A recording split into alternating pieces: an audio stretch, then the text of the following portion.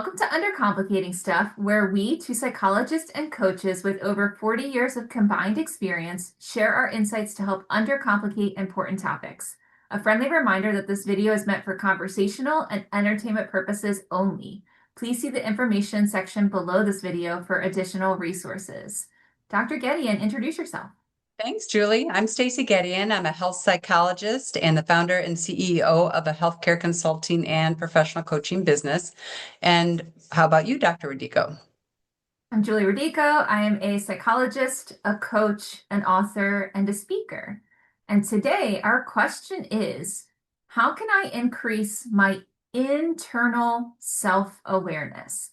And I think this is such a cool question. So we walk around the world with all of this magical stuff happening inside of our bodies all of the time. Like you don't have to consciously think about your heart beating. It's just doing that for you, or your lungs breathing for you. That there's just this internal system happening inside your body that is trying to keep you healthy, keep you alive, keep you functioning. And then we layer on top of that physical system that we also have layers of thoughts and emotions. And we are these beautiful, complex human beings. And thinking about how we increase our internal awareness about all of that, which is going on inside of us, is such a really interesting, important thing. So I think about it as we're trying to wrap our minds around this as if you were sitting completely still, there is still a whole bunch of stuff happening inside of you. You are having thoughts, you are feeling emotions, your body's doing things. You're maybe feeling hungry or like a ache in your knee, or like there's all of this happening all the time. But on the outside, viewing you, I wouldn't know that. And so as we think about like how do we increase our awareness of just what is happening inside our bodies as we go throughout the world, what, Stacey, what might be something that you would encourage people to think about? Different things will benefit different people and appeal to different people. And some things you can do are simply just noticing. That's a lot of what we talk about in our videos is one of the first steps. If you sense that maybe something shifted, maybe you're having a conversation with somebody or thinking about something, you can notice what's going on internally.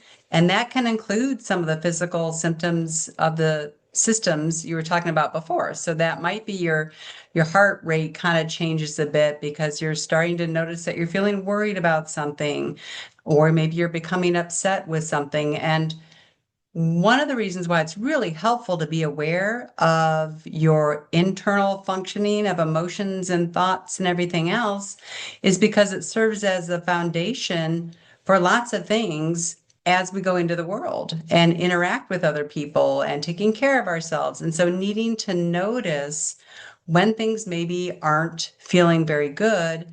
And at the same time, also being sure to identify like, wow, I'm feeling pretty good, or I'm feeling very calm or content, and really noticing what's going on there. Is it something you're thinking? Is it something you're doing? Some people keep logs of things like this just to kind of note to increase their awareness. Other people can in the moment, they know pretty much what they're thinking, what they're feeling, and it doesn't take a whole lot of effort. Other people really have to be taught it or be aware again of what's going on. And some kids are taught growing up how to notice emotion and thoughts and feelings, everything around that, and be able to express them and differentiate. But you and I both see a lot of people that really never got that education. And so a lot of our work, whether it be in coaching or therapy, can be surrounding helping people identify how they're feeling. And add to that, let's say you did have an upbringing where you were taught all of those feelings and you can pretty much identify them. But in today's world, we're so busy and we're on to the next thing and on to the next thing. And even our quiet time is usually engaged in some sort of screen or something else. So not very often do we sit down and just notice what's going on. How do you carry your stress in your body? This question, I think, it gets to the heart of an example of what we're talking about here, because everybody is unique.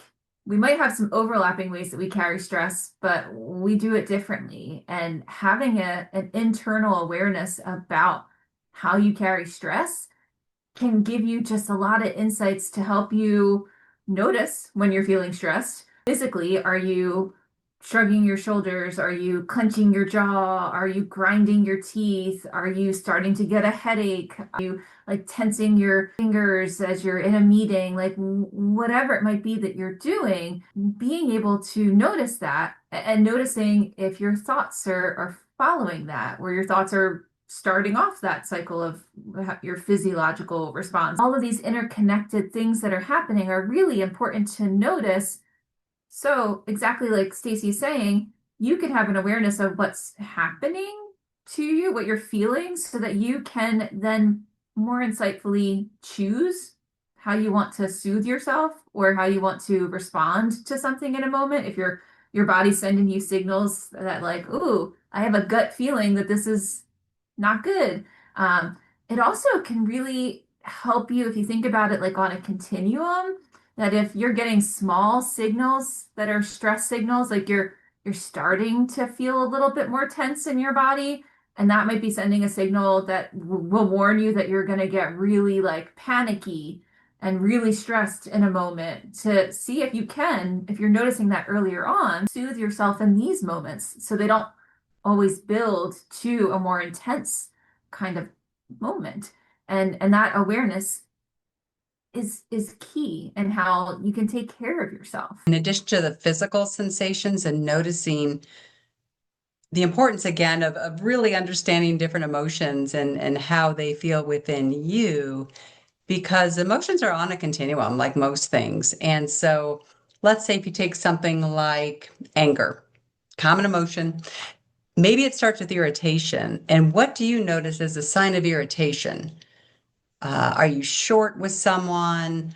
Are you sort of snappy in an exchange or a communication with them? Versus full-blown anger, well, maybe, oh, you're so upset that you're actually having to leave the situation for a moment or some other thing is happening. Same with anxiety. So maybe you might notice an unease at first, just something you mentioned, Julie, the gut, like this just doesn't feel right. And that can, again, move along the continuum up to full-blown anxiety. And even heaviness may be a precursor to really significant sadness. So what I'm suggesting is when you can catch it a little bit earlier, it can be a little bit more then easier to manage because it's not as big of an emotion. This is an example of little e emotions and big E emotions, and we need to be aware of them in order to be able to do something with them. And also keeping in mind, though, that feelings, emotions, they're information, they're data. They're not right, they're not wrong, but they're also not necessarily instructions every single time because they can sort of, we talked about fight or flight before, they can be elevated when they don't need to be. At the same time, we've all heard stories where someone said, oh, I wish I would have trusted my gut on that thing. And then we, gosh, would have hoped that that would have created action sooner. So there is a variety of things and it's along a continuum, but the more we notice and the more we're aware, as you said, the more choices we can make about what to do. And that is why this is so important. Our internal happenings, the awareness that you can have about what's going on inside your mind, what your emotions are telling you, what you're physiologically feeling, and what that's telling you, like having a good sense of all of that and how all of that interacts with itself. Because you gave an example earlier that I think is really thoughtful about you might have a behavior. Behaviors like if you are yelling at somebody, you lash out at somebody, like your irritability builds, and you have an aggressive kind of moment.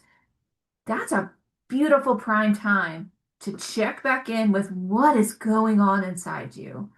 Is your heart beating so fast that you are so stressed that that was your way of protecting yourself, of trying to keep yourself safe in a moment?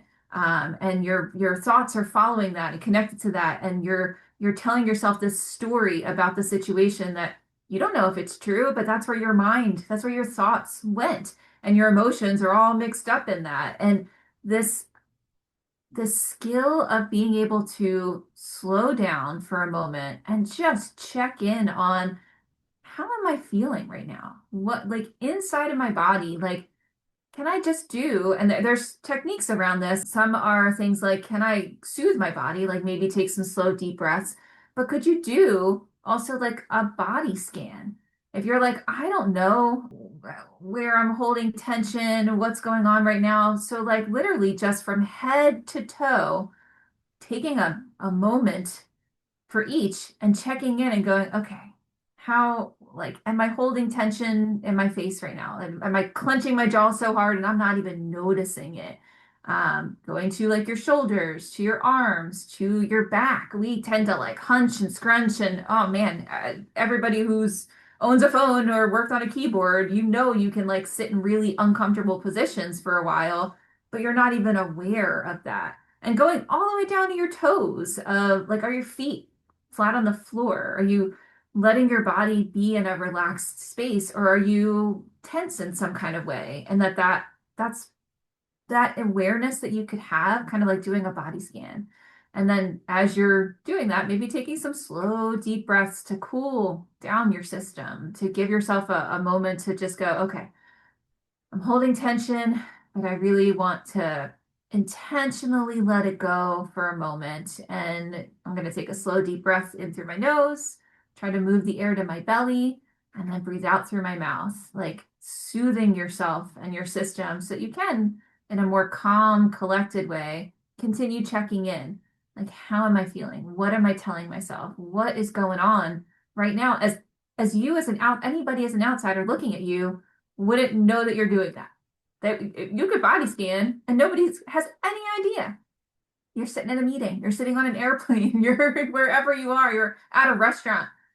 You're just, it looks like you're just chilling. So things that you can do to check in with yourself and to regulate, which sounds really jargony, but it's just a way to go, hey, I feel like I'm not really in control of how I'm feeling right now. And I intentionally want to take care of myself. I intentionally want to soothe myself. So I'm going to regulate how I'm feeling by checking in with myself or taking a deep breath.